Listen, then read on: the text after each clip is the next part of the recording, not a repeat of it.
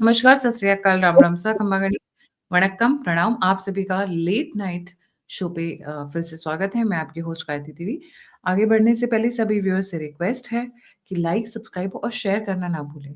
देखिए, it is not possible कि हम सारे के सारे जो अपने न्यूज़ हैं, वो हम वीडियोज़ बनाकर कवर करें। इसीलिए @altnews मीडिया एक्स और गायत्री टीएम, ये दोनों ट्विटर हैंडल्स पे हम मिनट बाय मिनट सारी ब्रेकिंग न्यूज़ शेयर कर रहे हैं। इंस्टा पे ज़रूर जाइएगा, द ऑल्टरनेट मीडिया सर्च करके हमें फ़ॉलो करिए, क्योंकि वहाँ पर बड़ी मज़ेदार ये जो अफ़गानिस्तान, पाकिस्तान की बूम-बूम वाली वीडियोज़ हैं, ये ज़ बड़े मज़े में डाल रहे हैं। तो follow us on all the social media handles. और अगर आपको ढूँढने में दिक्कत हो रही है, तो डिस्क्रिप्शन बॉक्स में सभी लिंक्स दिए हुए हैं। आगे आइए, प्लीज़ हमें सपोर्ट करिए, कंट्रीब्यूट करिए, डोनेट करिए, क्योंकि बिना आपकी सहायता के हमारे लिए आगे बढ़ना थोड़ा-सा मुश्किल है। अब आते हैं मेन मुद्दे पे। हमारे साथ जुड़े हुए हैं geopolitical expert Girdhar Mamdi sir. और मुद्दा है आज का कि गोल्ड के प्राइसेस कहाँ तक जाके रुकेंगे। मैं देखिए, मैं तो सोने में बहुत बिलीव करती हूँ, और आई एम श्योर सारी महिलाएं बिलीव करती हैं भारत की। सो गोल्ड प्राइसेस से शुरू करते हैं। A very warm welcome sir, the platform is yours जी। गायत्री जी, आपको, आपके दर्शकों सबको मेरा प्रणाम, नमस्कार। जय श्री राम, हर हर महादेव, जय श्री कृष्ण। देखिए, हमारी भारत की इतिहास रही है कि हम सोना खरीदते जाते हैं, कभी उसको बेचने का नौबत ना आए, इसके भगवान से प्रार्थना भी करते हैं। हमारी परंपरा रही है। तो इसके तुलने में वेस्ट में जो है, स्पेशली जो सो कॉल्ड एडवांस्ड दुनिया में, उसको कमोडिटी मान के चलते हैं। उसको कमोडिटी ट्रेड में उसको आप देखते हैं कि उसको भाव ऊपर नीचे जाते हैं। जब नीचे जाते हैं तो खरीदते हैं, ऊपर गया तो उसको बेचते हैं। ये सब चलता है as if it is just a commodity. मगर भारत में ऐसा नहीं है। मान लीजिए कि आपके अक्षय तृतीया हो या आपकी धनतेरस हो, उस समय कुछ भी भाव हो हम खरीदेंगे। और आषाढ़ मास हो या कोई पितृपक्ष की समय हो, उसका भाव कितना भी चढ़े हम उसको बेचेंगे भी नहीं। ये हमारी आस्था से जुड़ी हुई, उसे हम माँ लक्ष्मी मान के चलते हैं। ये समझना चाहिए हमें। अब इसके तुलने में वेस्ट में क्या हो रहा है। अब रिसेंटली फ्राइडे के दिन डोनाल्ड ट्रंप ने चाइना के ऊपर 100% एडिशनल ड्यूटीज लगा दिया। ऑलरेडी 30% का उसका चल रहा था, अभी 100% और डाल दिया, मतलब 130% हो गया चाइना का टैरिफ्स। तो इसके चलते हुए वो भी रिटालिएट कर रहा है। वो रेयर अर्थ मिनरल्स अमेरिका को एक्सपोर्ट बैन कर रहा है वो। तो अमेरिका ने दोबारा क्या, इसके इंडस्ट्रियल सॉफ्टवेयर चाइना के एक्सपोर्ट में, उसमें भी वो पाबंदी लगाने का धमकी दे रहा है। तो ये चल रहा है, इन दोनों के बीच में जो ट्रेड वॉर चल रहा है, इसके चलते हुए आपको, अभी तो हम संडे के दिन आप ये प्रोग्राम डाल रहे हो, कल सुबह उठते ही आप देखिए स्टॉक मार्केट्स गिरेंगे, फिर गोल्ड का भाव बढ़ेगा। तो ये इंटरनेशनल रिपरकशंस हमारे ऊपर भी पड़ेगा। तो अभी ऑलरेडी 1,26,000 के ऊपर चला गया। ये महज कोई 5-6 महीने में लगभग 40,000 से 50,000 ये बढ़ गया। आप देखेंगे तो दिसंबर जनवरी में ये कोई 70-75,000 के रेंज पे था। तो वहां से लेके अब देखेंगे, अब तो वो 1,26,000 तक चला गया। अब लोग कह रहे हैं कि ये 2 लाख तक जाएगा आने वाले साल में। तो $4,200 पर आउंस अभी खड़ा है वो। ये पूरे मतलब लगभग अप्रैल में ये 3,000 था, मतलब अप्रैल से अक्टूबर तक 4-5 महीने में ये $1,000 पर आउंस ऊपर चढ़ गया। तो ये सिचुएशन है। तो अब क्या कर रहे हैं, डॉलर की जो वर्चस्व है, डॉलर की जो ट्रस्ट है, दुनिया में से निकल रही है। कोई उसको ट्रस्ट करने के लिए तैयार नहीं है। स्पेशली रशिया के साथ अमेरिका ने क्या किया है, सबके सामने है। तो जब डॉलर से आपको काट देंगे, डॉलर ट्रेड और डॉलर कंट्रोल से जाएंगे आप, और दूसरा डॉलर का खुद का भाव गिर रहा है। अभी भारत का रुपया तो डॉलर से भी नीचे जा रहा है, वो अलग बात है। But international basket of currencies जो होते हैं ना, चाहे वो यूरो हो, आपकी पाउंड हो या आपकी येन हो, ये जो इंटरनेशनल करेंसीज हैं, उनके तुलना में इसका क्या कहते हैं उसको, डॉलर का भाव इस साल डोनाल्ड ट्रंप आने के बाद 11 से 12% वो गिरावट आई है उसमें। तो क्या होती है तो डॉलर पे ट्रस्ट चली जा रही है। तो इसके चलते हुए हर देश अपना अपना देख रहा है।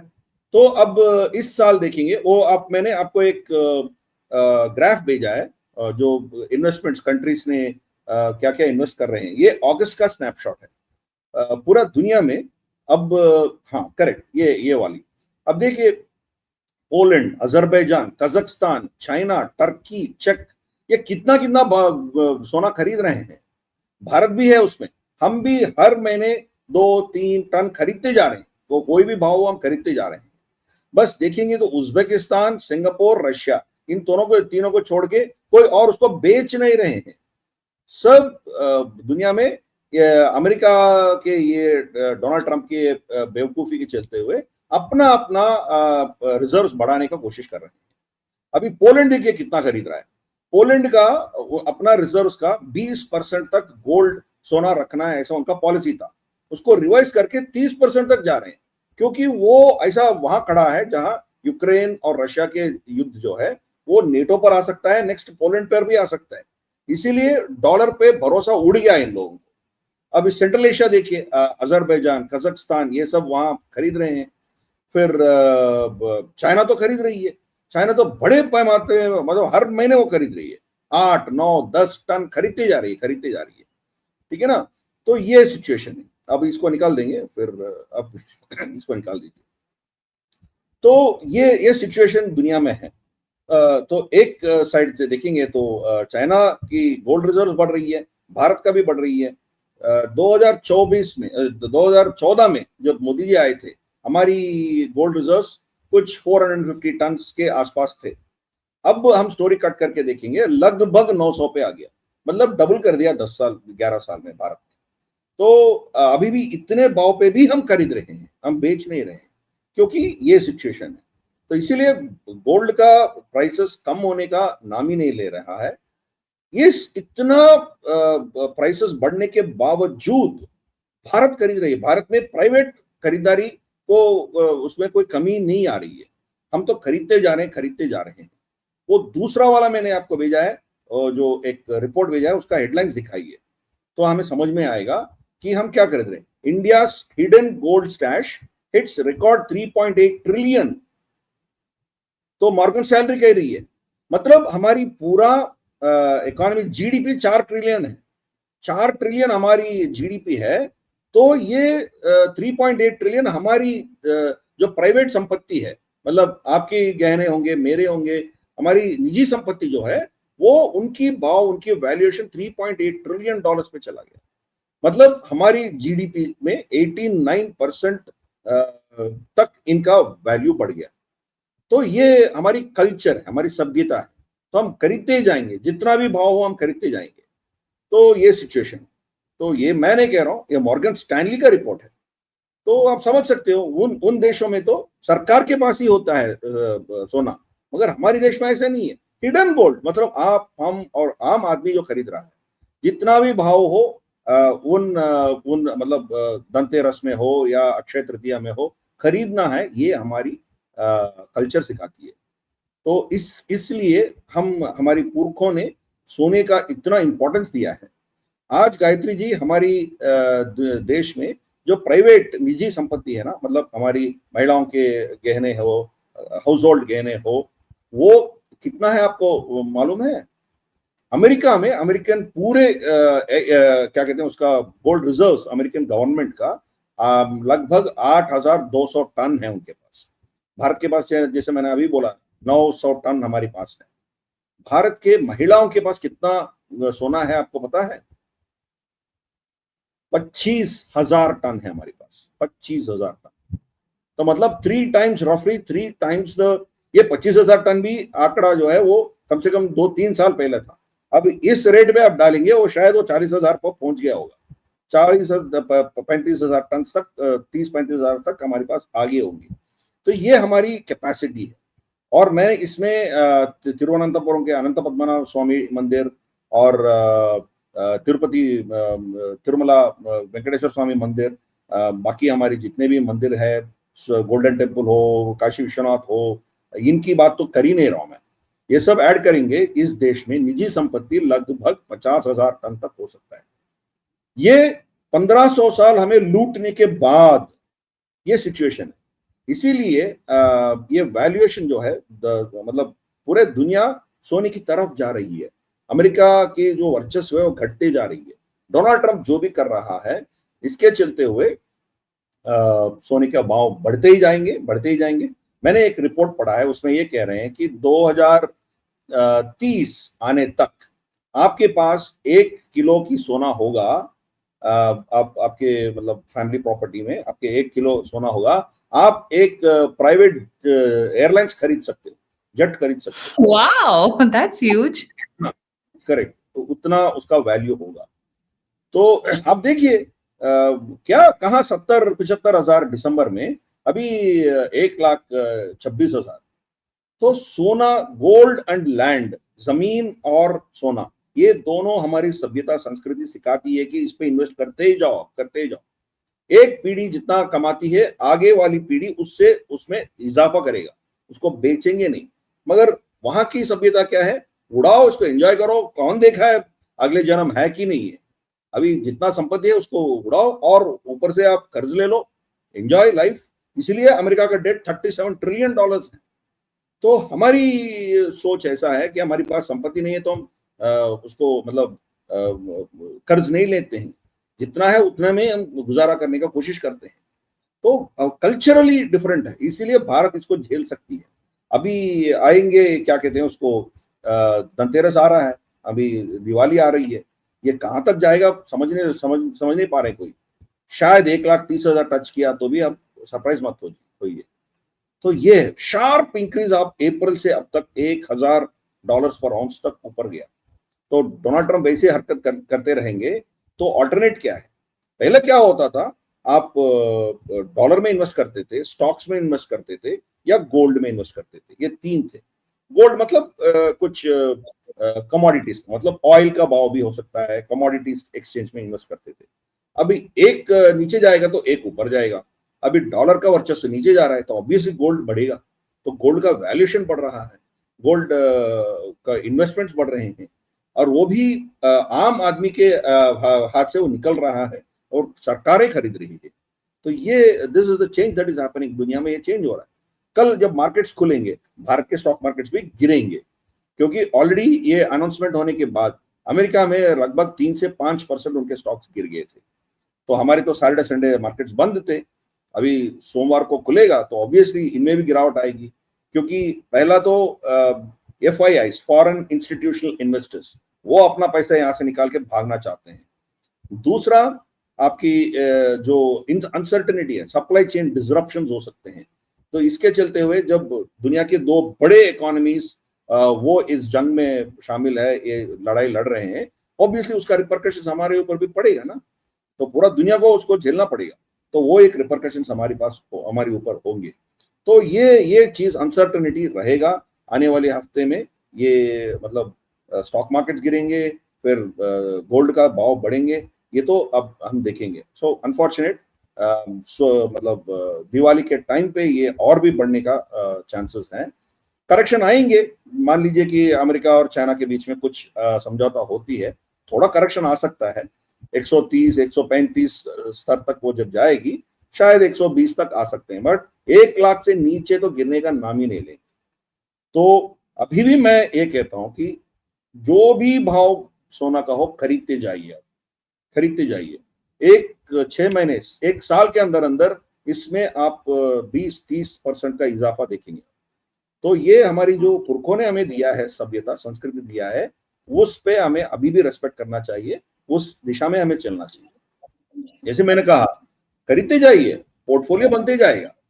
जब आप पीछे मुड़ के जो आप देखेंगे, खरीदने के लिए कह रहे हैं सर, ये ज्वेलरी के फॉर्म में खरीदें, या फिर लोग बोल रहे हैं कि MMTC के गोल्ड बार्स आते हैं वो खरीदें, या बॉन्ड्स हैं मार्केट में, शायद फ्यूचर ट्रेडिंग्स वगैरह कुछ होता है वो खरीदें। How do you suggest the buying? जी। देखिए पोर्टफोलियो मिक्स हो सकते हैं, बट मैं जनरली सजेस्ट करता हूं कि आप फिजिकल गोल्ड भी रखिए। फिजिकल गोल्ड का प्रॉब्लम है कि आपको इनकम टैक्स रेड हो सकता है, सरकार आपको पूछ सकती है। जब तक आप उनका ऑडिट ट्रेल दिखा सकते हैं, आपके बिल्स विल्स वगैरह आपके पास है, तो कोई प्रॉब्लम नहीं है। मगर उसको रखेंगे तो कहाँ रखेंगे?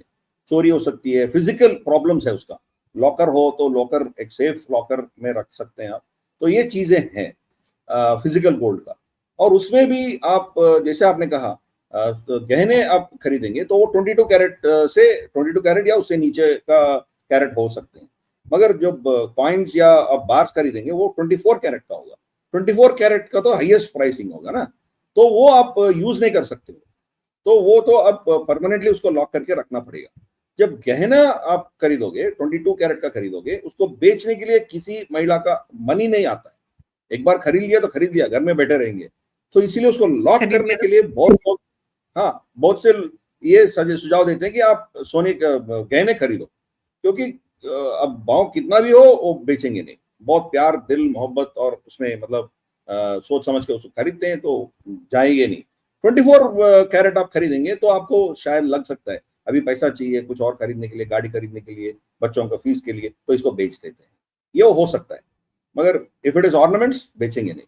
अब ईटीएफ जो है, जो स्क्रिप्ट्स मतलब स्टॉक्स जो होता है गोल्ड के स्टॉक्स, वो भी खरीद सकते हैं, बट वहां तो आप पूरे नंगे हो, मतलब सरकार को पता है आपका क्या है, आपका कितना कहाँ से आया ये इन्वेस्टमेंट, और पूरा है उनके पास।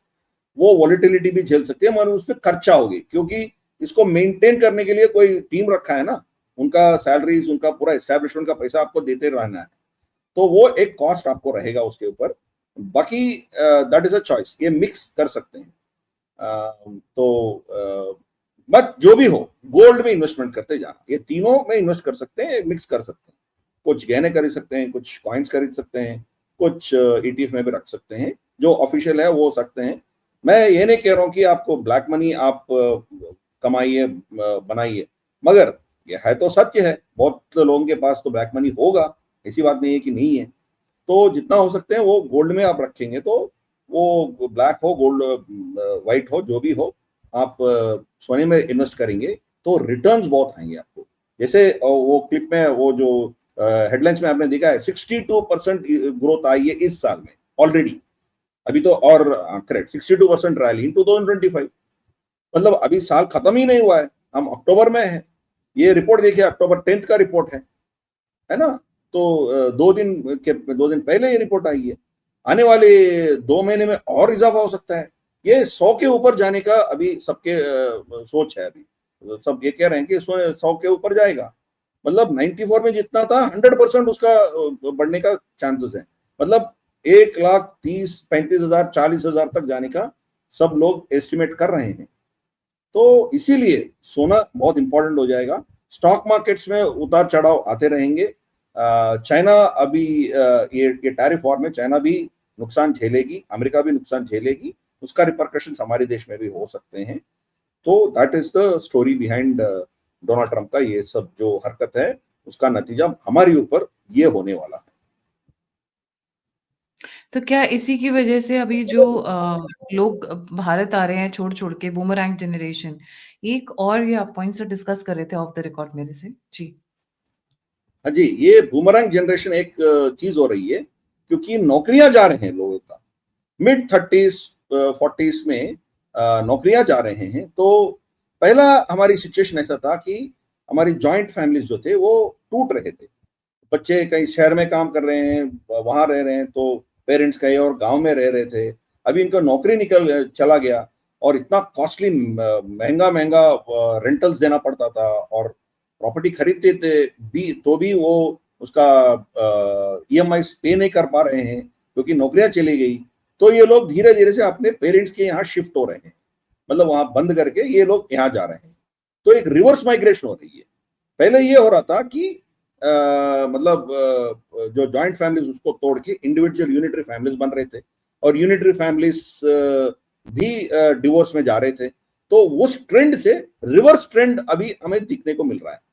इसकी उसको नाम दिया है बूमरैंग जनरेशन। बूमरैंग जनरेशन मतलब बूमरैंग क्या करते हैं, आप मारे हुए फिर आपके पास ही आएगा ना बूमरैंग। तो इसके लिए इसको बूमरैंग जनरेशन वो नाम दिया है।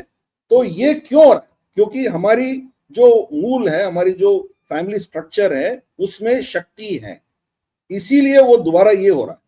तो अब फिर दोबारा इकट्ठा सब बैठेंगे, तो थोड़े तकलीफ अभी हो रहे हैं, क्योंकि इंडिविजुअल लाइफ जीना सब लोग आदत पड़ गया सबका।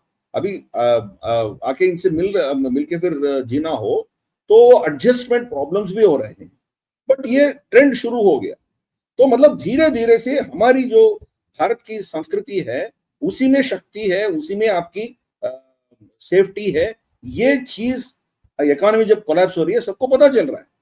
हमारी पुरखों ने जमीन खरीद के रखे थे, उतने जमीन को बेच के हमें कितने लाखों परिवार इस देश में अपने पुरखों का जमीन बेच के बच्चों को पढ़ने के लिए ये अमेरिकन यूनिवर्सिटी में भेज रहे हैं।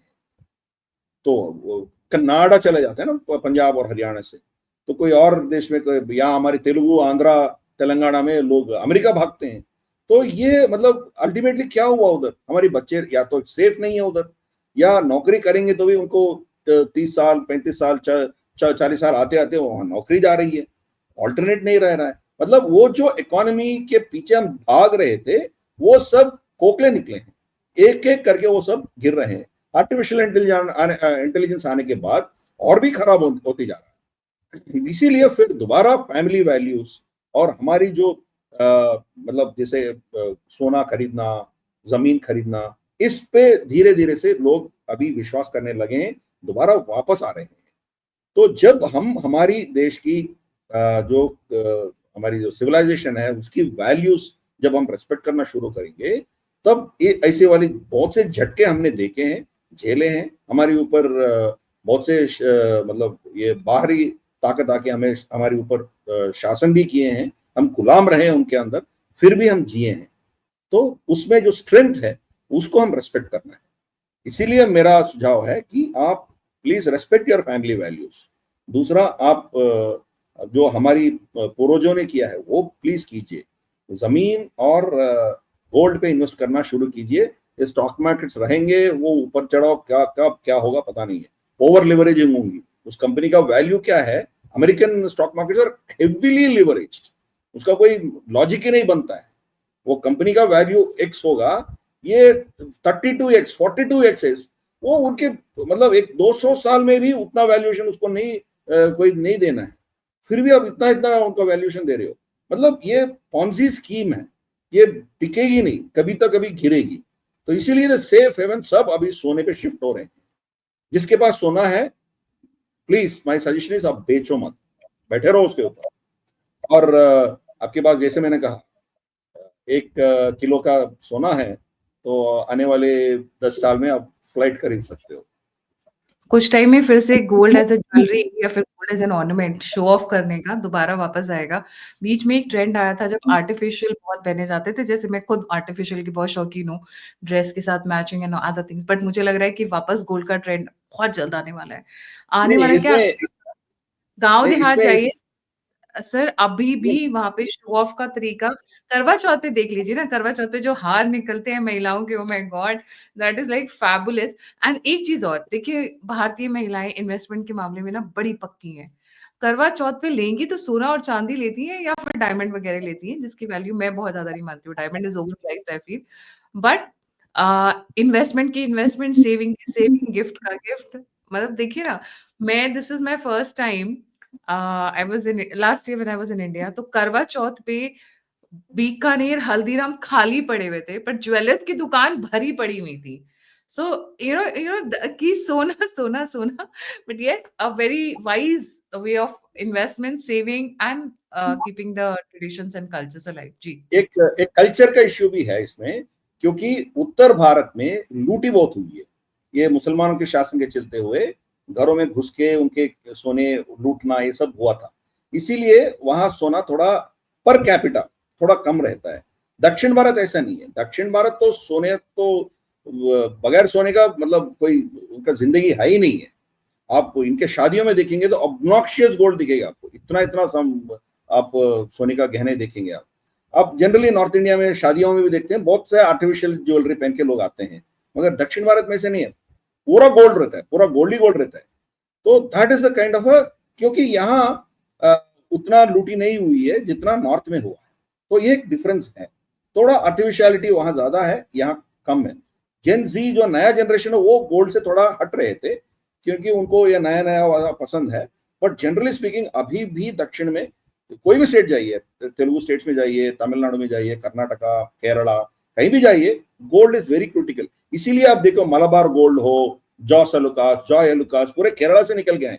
एक चीज है वो गल्फ से लेके आते हैं इधर लीगली और इलीगली जो भी है, बट यहाँ कल्चर भी है, साउथ में कल्चर भी बहुत तगड़ा है। और नॉर्थ में भी जैसे आपने कहा, करवा चौथ हो, दिवाली के धनतेरस हो, या आपकी जो अक्षय तृतीया हो, उस समय खरीदना जो है हमारी सभ्यता है, हमारी कल्चर है। भाव कोई नहीं देखता है, जो भी भाव खरीद लेते हैं। दैट इज हमारी सिविलाइजेशन कल्चर है, एंड दैट हमारी महिलाओं ने उसको कायम रखा है। चाहे मर्द को उसके इल्म हो, उसके सोच हो नहीं है, वो अलग बात है, but it is our women who have actually saved so much of gold in our country. Exactly, I mean I also अगर घर में कुछ भी होता है तो आई एम लाइक सोना सोना सोना because you know that is not only just a saving investment. जिस तरीके से every saving is an investment, every saving is an investment, मैं दोबारा कह रही हूँ। और इस मामले में महिलाएं बहुत अच्छे से संभाल के करती हैं, तभी शायद भारतीय घर, अगर मैं कहूँ, प्रॉस्पर ज्यादा करते हैं। हम उधारी पे नहीं जीते हैं, हम जितना कमाते हैं उस पे जीते हैं। उधारी पे जीने का एक ट्रेंड भारत में भी शुरू हो रहा था, जिसको अब एक बहुत बड़ा झटका लगने वाला है। थैंकफुली हम जितनी चादर उतनी पैर पर पसारने वाली सोसाइटी है इनफैक्ट।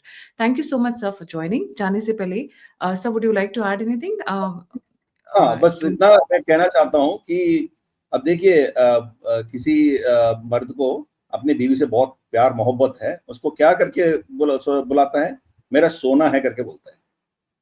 तो आप समझ सकते हो ना, आपके बीवी को भी वो कहता है कि मेरा सोना है, तो मतलब सोने के तुलने में बोलता है। जी। यू कैन अंडरस्टैंड हमारी कल्चर में क्या है। ये बस इतना बोलना था मैं। Exactly, don't exactly. Worry, don't worry. Trump जो भी कर रहा है, don't worry about it. We are safe, Bharat safe है। थोड़ा झटके लगेंगे, भाव बढ़ेंगे, बट फॉरगेट अबाउट इट। ये 2 लाख तक जाएंगे तो आपको फिर रिग्रेट करना पड़ेगा। जब 1,26,000 था तब खरीदना था करके आप मत रोइए।